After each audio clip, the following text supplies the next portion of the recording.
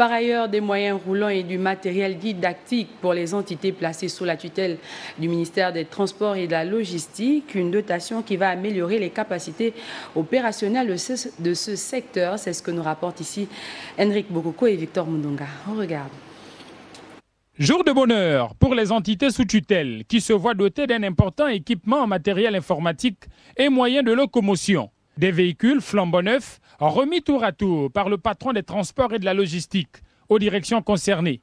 2 véhicules à l'Agence nationale de l'aviation civile, 2 à la Direction nationale de la météorologie, un bus pour l'Office national de la sûreté et de facilitation du Gabon et un 4x4 au bureau d'enquête incidents et accidents de l'aviation civile. Un appui conséquent du gouvernement qui arrive à point nommé. Nous avons reçu le pack informatique.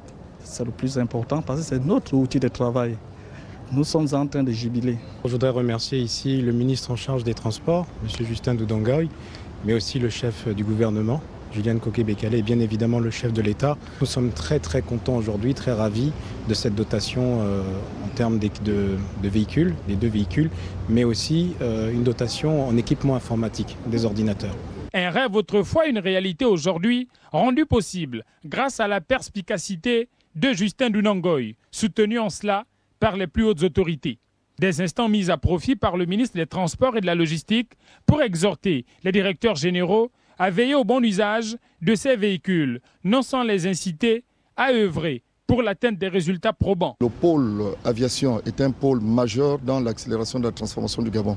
Donc aujourd'hui, nous avons des performances que nous avons notées au niveau du secteur aviation, qui sont des performances qui vont demain ramener le Gabon dans le secteur de l'aviation internationale.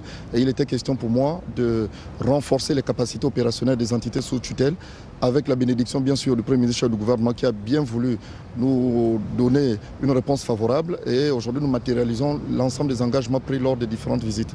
Puis cet instant de communion marqué par l'arrosage en mode champagne des 10 véhicules. Cette dotation permettra sans nul doute aux entités concernées d'être plus efficaces avec en ligne de mire l'atteinte des conditions optimales de performance.